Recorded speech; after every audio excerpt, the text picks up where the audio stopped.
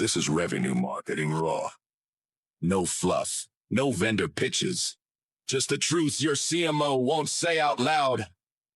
Featuring Jeff Pedowitz and Dr. Debbie Gagish. Let's go! We are live. We're live. How are you doing today, Jeff? I'm doing great, Deb. Just got back from New York. Yeah, I heard, we were talking earlier and you were talking about this incredible experience you have at Fanatics. Is that what it was? Fanatics. Yes, I got to go to Fanatics. Yes. And this is the cat. The cat wants to get in on this today.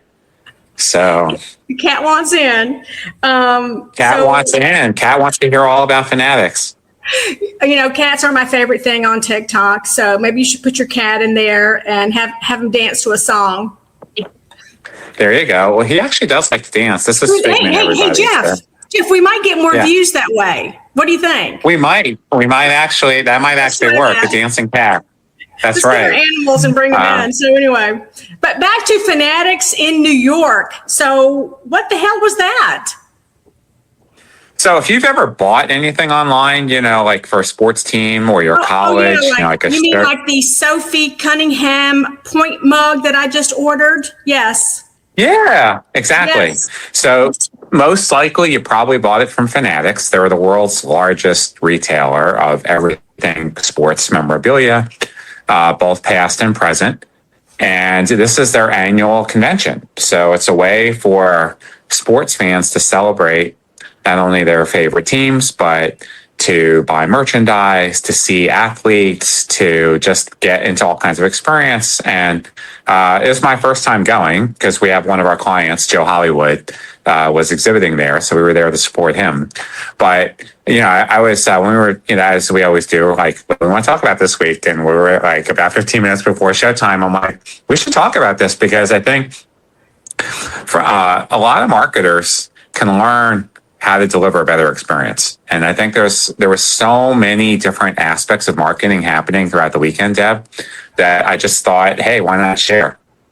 Well, why don't you set the scene for us? Like how many people, what kind of people, and then let's get in, and then we can get into the takeaways that we can share with our listening audience.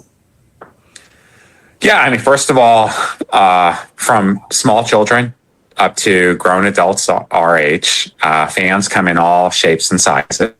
While the crowd did skew male, there were certainly plenty of avid female bears that were very vocal, supportive of their teams. And there was, I didn't meet them all, of course, but there was at least 400 celebrities there. I definitely did see Justin Bieber. I saw Kevin Hart. I saw Rob Gronkowski. I got to meet Jamie Winston, who was on our client's program. Yeah. And then so all the leagues exhibit there, and they have all these interactive experiences. So for F1, you got to drive a race car. For FIFA, you got to kick a soccer ball on the field. UFC, you got to get in the ring and practice punching a bag. I mean, and wrestling, you could jump off the top rope and land onto basically a balloon mattress kind of thing. But it was like cool. Yeah. So yeah, it was a lot of fun. What can we take away from that? What can we share with the marketers? I mean, what was the first thing that really struck you when you were there and you said to yourself, wow, we need, as marketers, B2B marketers, we need to be doing more of this? Well, I think the thing that struck me the most, Deb, was the energy. Now a lot of B2B marketers do events. They do their own events, their annual customer appreciation events, and they go to events, they exhibit at events. But even including the big events like Inbound and Dreamforce, I don't think I've ever been at a trade show that had this much raw energy and excitement. So I think one of the first things that stood out to me was we talk about it, but we don't really do it. Like, how do you actually build an immersive experience for your clients and customers? We spend so much time focusing more on the product, thought leadership, content, and yes, that all has a role, right? But do we really spend enough time trying to really excite our customers and deliver them an immersive experience that's about them? And to me, this is all about the fan. Like Fanatics did this 100% about whether you were a 2-year-old, a 20-year-old, a 50-year-old, there was something for everybody. Well, and let's be clear, when you go to an event like Fanatics, you love your brand, whether it's the Fever or whether it's the Yankees or whether it's your favorite FIFA team, it doesn't matter. You love that team and you love to follow them. So we begin with an emotional base because these sports teams, these sports do something that really makes their customers feel good somehow. And we don't even ever think about that kind of thing. We really don't, and we're trying to give them educational content and we're bringing in outside speakers. And don't get me wrong. I mean, there is value in that, but we just miss so much of tapping into what would really excite our customer. And so that's really the first thing that jumped out at me, Deb. Yeah, and let me add one thing to that, because this is something that we've talked about. It was either the last show or a couple of shows before. We were talking about AI and how can you tell what's real versus what's not real, and what do customers want in an AI world? Honey, they want the proof, right? And if you think about these fans, it is very, very visible exactly what their teams and what their sport is giving to them. So I think that not only as we think about immersive experiences, but we've got to find a way to turn our clients into, the most raving fan they can be, for the types of things that they do, not at a sports level, but still, someone that is passionate about, your company and what you do. So I think that's important. So, all right, first thing, this immersive experience and this incredible level of energy and how everything was about the fan. What was next? Well, second, everybody paid to enter and then spent even more money while they were there. So, the ticket fee was reasonable. Depending upon what kind of pass you got, you'd spend between $50 and $200. Which is really not that much. But then when you're there, you had opportunity to buy a variety of different sports memorabilia, whether it's cards themselves or shirts or hats or apparel. And then, of course, every event, not every booth, but you had a chance to opt in and be part of a further experience. So what was interesting to me was people paid twice or multiple times. They paid to enter. They paid to engage. They paid to be part of an experience even more, which only reinforced it. So, the amount of money that was dropped this weekend, we're talking millions and millions of dollars. Can you imagine our clients saying, let me pay you to experience your brand? Right. And again, remember a year for a while there, our team was doing, the revenue, the Rev Talks, and people did pay to attend, and we were thrilled that we got people to attend. But I don't think it ever occurred to us what else would they pay for when they were then there at the conference. Right. Now, I guess some B2B marketers would say, well, we do that. Like we'll do like a certification thing before the conference or training, like we'll add it before or after. Not quite the same thing though. How do you actually get people? They're literally salivating about opening up their wallets because they want more and they can't get enough. They can't get enough. I do realize. Yeah, look, and I can appreciate Deb. Maybe B2B is never going to quite get to be what sports entertainment can do. Not. But I think from an inspiration perspective, I think from a motivating perspective, can it get us to at least open up our aperture and think a little bit differently about what that could look like? And I think for that, the answer is a resounding yes. The third was the design of the booths, Deb. You and I have been to more shows than I can count over the years. This is the first time, even though I've been in Javits many times, is the first time I've seen a multi-floor booth, where it go up, not just out. I can never remember a time when any exhibitor had multiple levels. That is so cool. Like it was like little houses, like you could go up floors in a booth. Yeah, like floors, and they all did it a little bit differently. Some of them would have like a VIP lounge up, like on the second floor. That is so cool. And then, but you have all that space in these big conference centers. Yeah. You not be able to build up. That is the smartest thing I've heard in like forever. And I'm walking around, I'm like, how the fuck did we never think of this? Like, oh, you have a 20 by 20 booth, you have a 40 by 40, you have a 10 by 10. We're like focused two-dimensionally. Asked, right? I don't know. It was never even a thing. I don't even know if we ever asked the exhibitor if we could. But it got me thinking in a whole new way. Like, okay, a booth can be 3-dimensional, 4-dimensional. Why it doesn't have to be limited to the square footprint? Because even as we were designing, and I was very proud of the booth that we designed for our client, but we were thinking in 2-dimensional terms when we were designing the booth. We're like, okay, we have this space. We basically have a 20 by 20. How do we maximize it? Never thought that we could go up.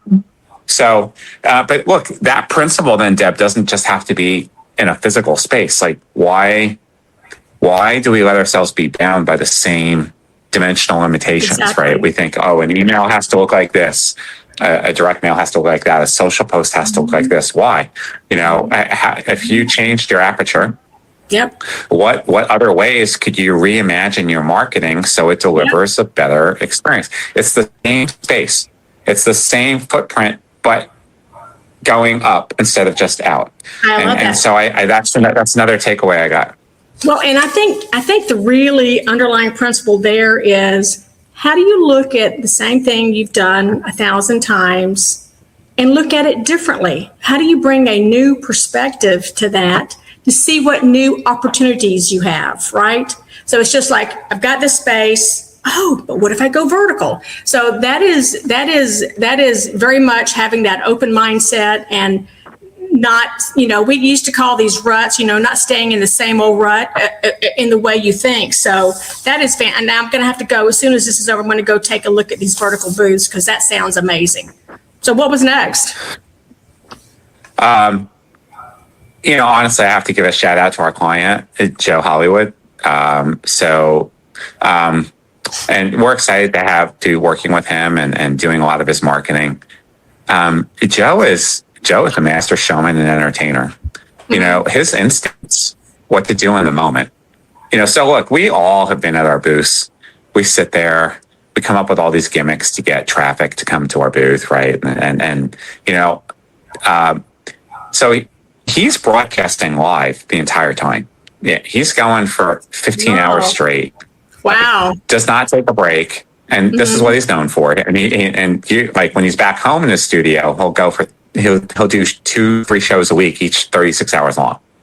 So he could not leave the booth once we open in the morning at 9 a.m. and he's going to 11 o'clock at night. But what did he do? He sees a kid. Hey, do you want to come on the show? Of course, the kid's going to love it. And the parents are taking pictures. Before long, there's a line of 50 kids that are lined up because they all want to get on the show. So we went from having, now granted, there's all kinds of people moving back and forth, and we had steady traffic, but he turned his own show into an experience in the moment because he tapped into something innate, that the kids would love to be on the program, opening up the product in real time. The parents are going to get excited. And then, of course, he would autograph the thing for the kid. The kid was all excited, and it just created this viral moment within a moment. And I think we typically think about things like, oh, let's give away a car, or let's do a booth scan, or we'll do booth babes, or we'll do some of these other things. Like, how do we get people to the booth?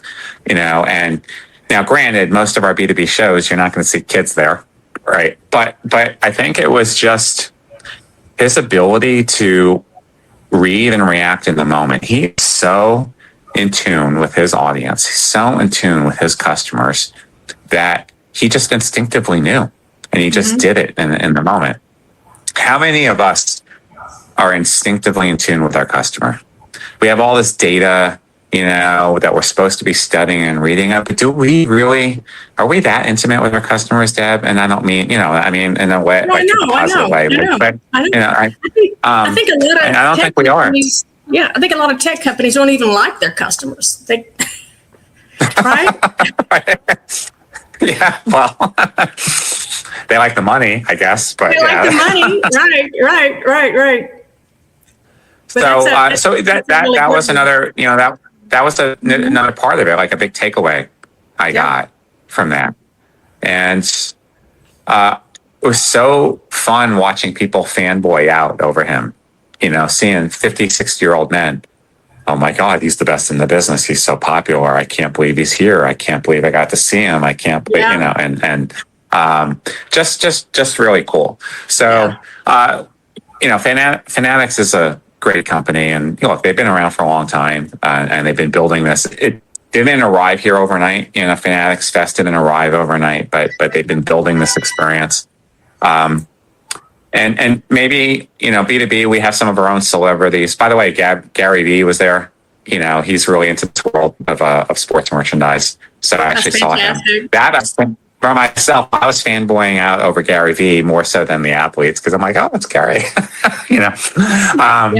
But I think there's something to be said, because trade shows are coming back. We've talked about this. We went through the pandemic and they sucked for a little while, but people like to get out and see people.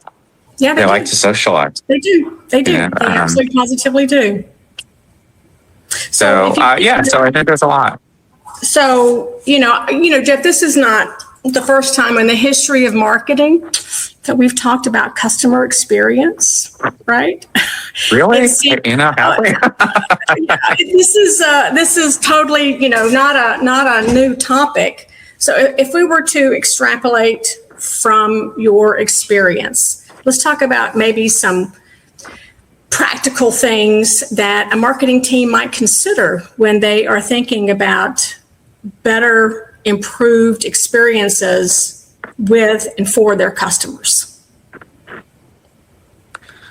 I think first and foremost, start with the customer in mind, not the marketer, right? So instead of our programming, like we have to talk about our features, our release, what we need. Who is my customer? What do they want? And let me ask them.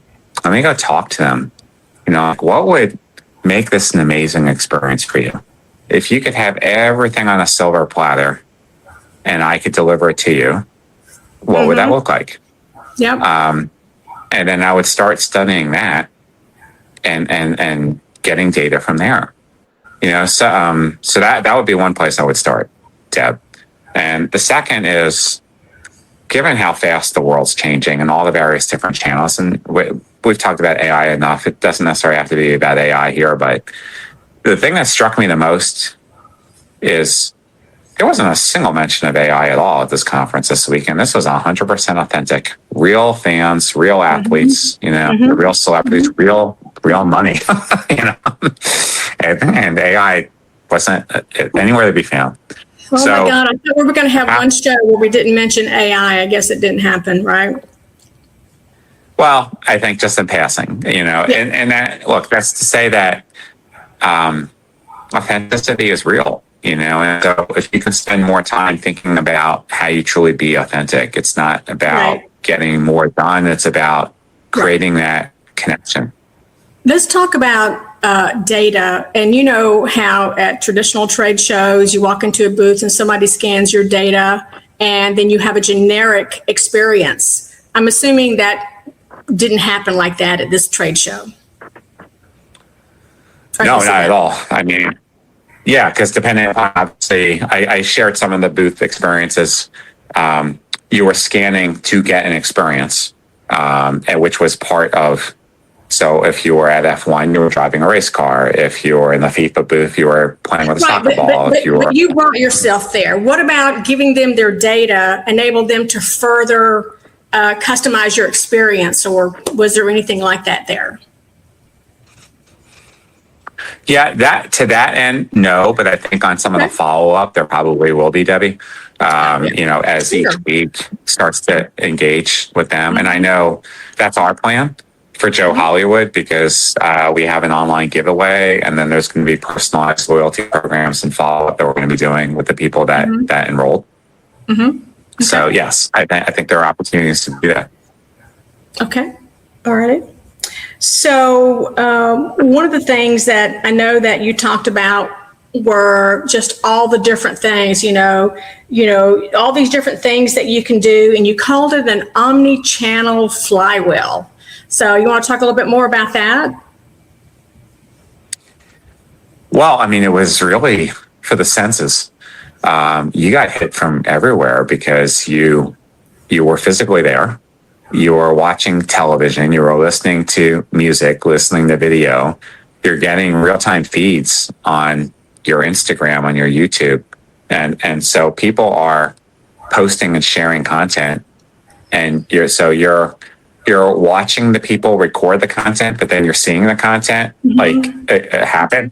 I mean, there were so many influencers and podcasters and athletes there, and they're all going around with different entourages. Yeah. So it wasn't just that you were physically seeing them record the content. You could then see on your social feed the content happening in real time as you're looking over here seeing that content. You know what I mean? So that was like the whole omni-channel.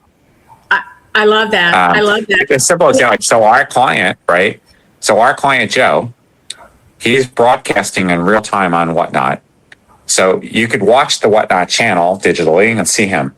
You could see the screens of him on the show, but then he's physically there broadcasting. So he's interacting with you across the booth in real time. You're in the show. So if you're standing on the other side of the table, there's cameras coming both ways. So if you stop by to watch him, you're actually on the show on TV. You're interacting with him, and you're also broadcast via the social channels. And then this is all being videotaped and then pushed out onto YouTube and Instagram in real time. So that's what I mean. Like it was all these things happening. So like if you were there and your senses weren't completely alive from this full immersive experience, you must have been under a rock or something, because it was, it was amazing. That's wonderful. And then were there any things like if you went to a booth and you had an experience, did you get like follow-up text, that were happening throughout the rest of the conference, or letting you know that something was about to happen so you'd be at that side, or those kinds of things? Yes. Okay. Yeah, there were real-time notifications, plus the crowd, plus the buzz. The thing is, Fanatics runs a great event. Athletes are not completely predictable. They have their own entourage and their own schedule. Right.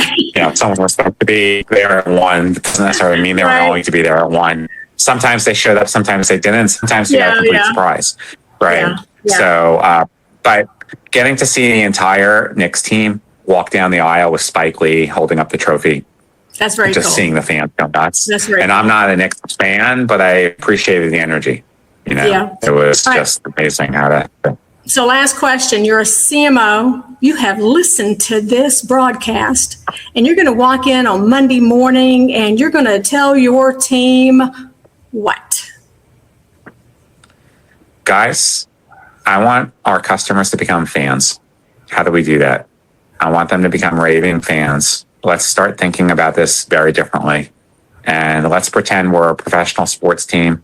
And how do we get our customers to be raving fans? What are we going to start doing differently? Fantastic.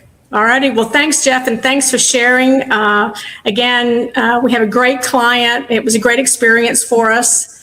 And so wish I could have been there with you guys. Next time, Deb. Next time. Thank you, guys. We'll see you next week. See you next week. Bye-bye.